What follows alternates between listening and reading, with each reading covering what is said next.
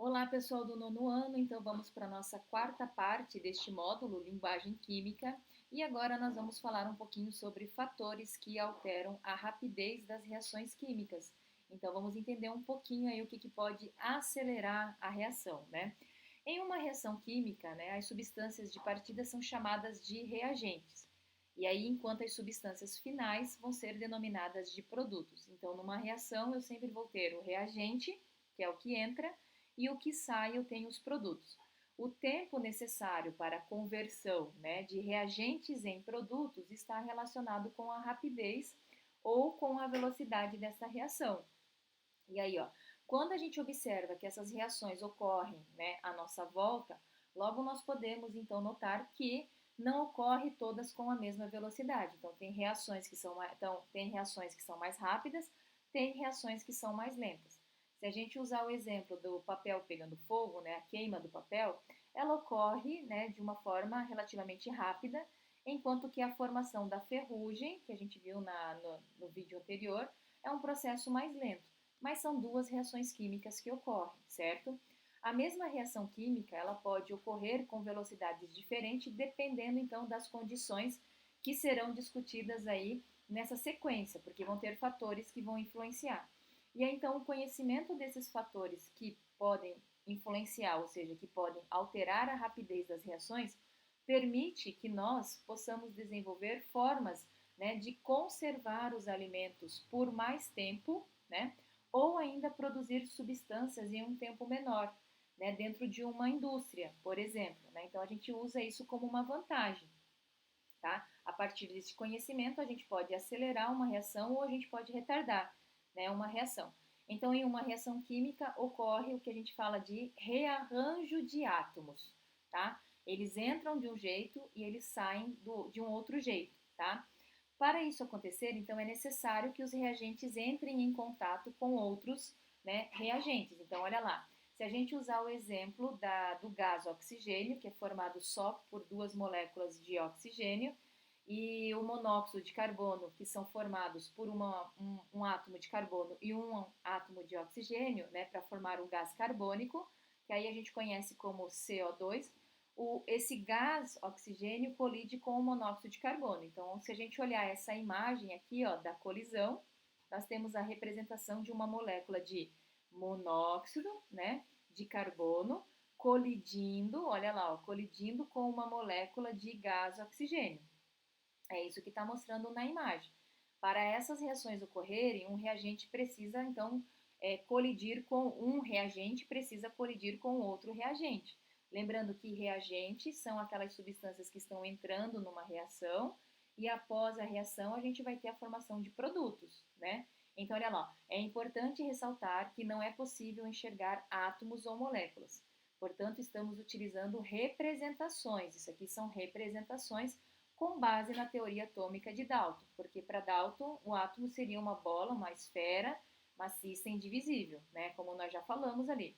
Então, continuando, né? É possível então alterar a rapidez de uma reação, né, modificando a frequência de colisões entre esses reagentes, ou seja, um número de colisões por unidade de tempo, tá? Então, ó, quanto maior a frequência de colisões, isso aqui que está acontecendo, maior será a rapidez de uma reação, tá? Então, isso aqui estamos analisando. Indo para frente, o que a gente tem lá? Os fatores que vão influenciar. O primeiro que eu vou comentar com vocês, temperatura, certo? Então, a temperatura está relacionada, né, com a agitação das moléculas, coisa que vocês começaram a falar e a ouvir lá no sexto ano. Quanto maior a temperatura, maior a agitação das moléculas, e quanto menor, né, a temperatura, menor a agitação das moléculas. Desculpa, isso não é no sexto, isso já é conteúdo do sétimo ano, né? Essa questão da agitação das moléculas. Então, a alteração da agitação, ela modifica a frequência de colisões de forma que, ó, o aumento da temperatura, aumento da agitação, né? Então, aumenta a temperatura, aumenta a agitação, aumenta a frequência de colisões. Automaticamente, eu aumento, né, da rapidez da reação. Então, aumentando uma temperatura, aumenta tudo isso na sequência. Agora, diminuindo a temperatura, eu vou diminuir a agitação, eu vou diminuir a frequência de colisões e eu vou diminuir a rapidez, então, da reação, certo? Aqui nós temos uma imagem, ó, aumento de temperatura, ó, representação esquemática de frascos em diferentes temperaturas, de forma que a temperatura em B, que é esse aqui, ó, é maior que a temperatura em A. A gente consegue perceber pelos desenhos que mostram aqui essas sombras agitadas, né? A frequência da colisão em B é maior do que a frequência em A. Logo, aqui nós temos reações, as reações ocorrem mais rápidas e aqui as reações vão ocorrer de forma mais devagar. Tudo bem? Olha lá, ó, outro exemplo aqui, ó, né? Em A, que está aqui na geladeira, né? Vê-se alguns alimentos guardados na geladeira. Guardar alimentos desta forma, observa-os por mais tempo, ou seja, conserva-os por mais tempo. Então, se a gente mantém o alimento em um ambiente mais frio, as reações ocorrem de forma mais lenta. Isso acontece porque as reações químicas, né, responsáveis aí pela deteriorização do alimento ficam mais lentas em temperaturas mais baixas. E aí isso permite, né, permitindo uma maior, então, durabilidade do alimento. Agora, em B, nós temos uma panela de pressão em uso. Aí, no caso, a panela de pressão, né, cozinha mais rapidamente, né, os alimentos, porque a temperatura da água da panela e da panela de pressão é maior do que em uma panela comum. Então, a gente consegue, através desse conhecimento, retardar uma reação ou acelerar essa reação, né? Então, olha que bacana. Aí, outro fator, que é a superfície de contato, né? Então, quanto a gente vai ver com relação à superfície de contato. Quando um dos reagentes está no estado sólido, as reações ocorrem na superfície dele, pois é lá que estão ocorrendo as colisões entre os reagentes. Então, a gente tem a seguinte situação, melhor dizendo, né? Aumento da superfície de contato, aumento da frequência de colisões, aumento da rapidez das reações. Do mesmo jeito que eu aumentei a superfície de contato, olha lá, ó, diminuição da superfície de contato, eu diminuo a frequência das colisões, com isso eu diminuo a rapidez da reação, tá? Então nós temos isso como exemplo. Olha aqui, ó, o exemplo A e o exemplo B. Representação esquemática de uma substância sólida cinza, essa aqui, né? Cujo átomos ou moléculas não estão representados.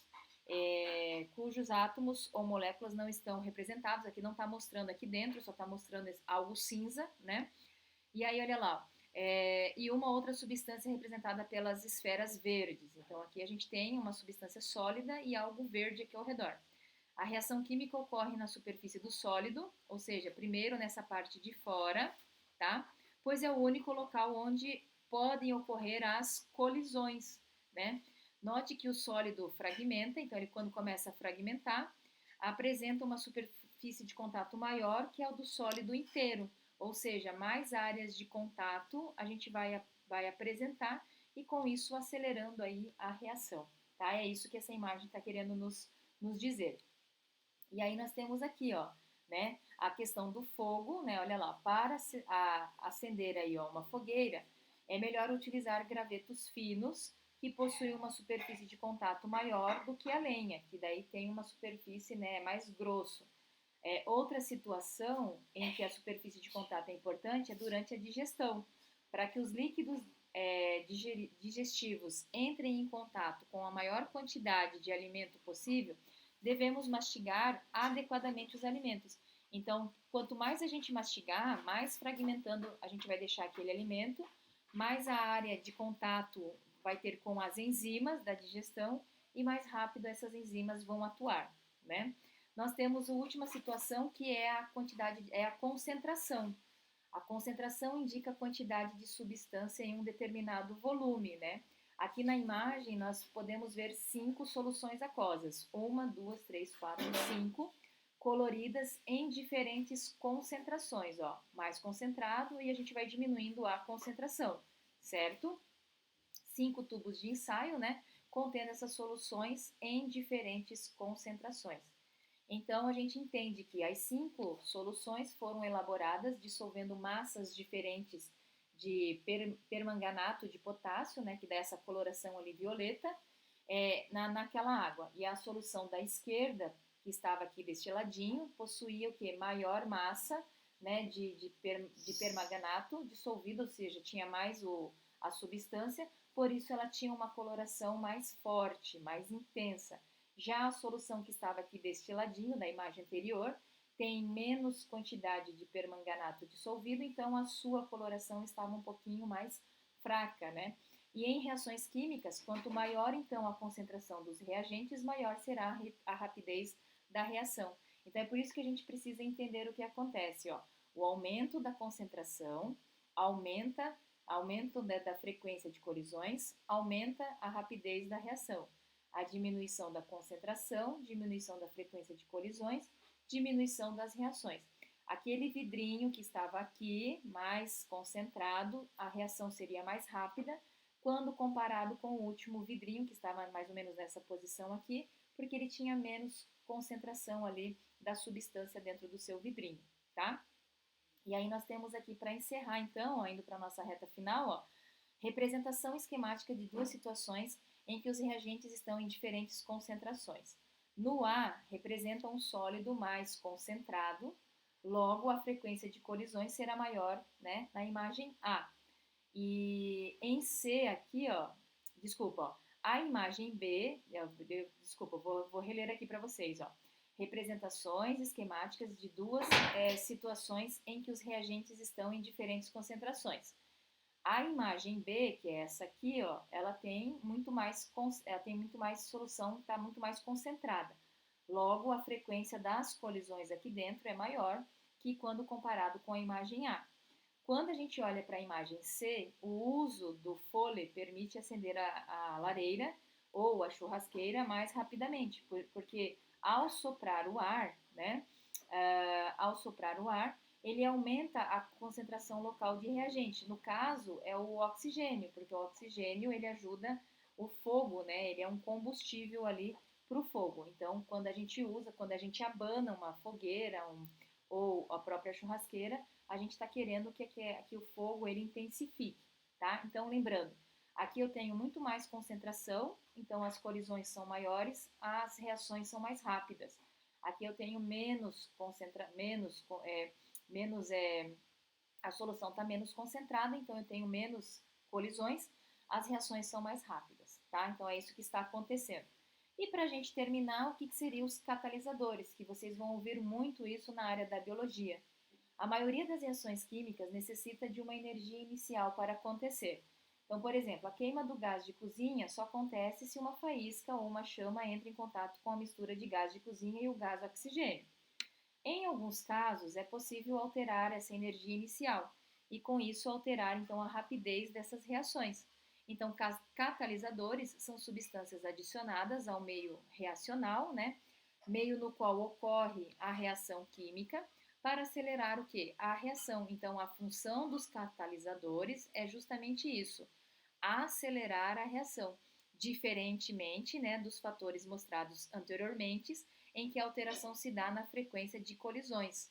Ou seja, quais seriam os fatores? Temperatura, a superfície de contato e a concentração, né? Já o catalisador diminui a energia necessária aí para a realização ocorrida. Quando eu uso um catalisador, eu não preciso ter muita energia para que a reação aconteça, né? Então, olha lá. Quanto menor essa energia, mais rápida será a reação química e o estudo mais detalhado sobre os catalisadores será feito, então, lá no ensino médio de vocês, né? Agora, quando a gente fala de enzimas, que é o que vocês vão ouvir muito lá na parte da biologia, né? São os catalisadores das reações que ocorrem nos organismos de todos os seres vivos. Sem elas, a vida não seria viável, pois as condições ambientais, as reações seriam então extremamente lentas e incompatíveis com a vida. Então, no nosso corpo, a gente tem várias enzimas, e essas enzimas é justamente para isso, para acelerar este processo, ok? Bom, o que eu queria falar com vocês era isto, e eu aguardo vocês então numa próxima oportunidade. Tchau, tchau!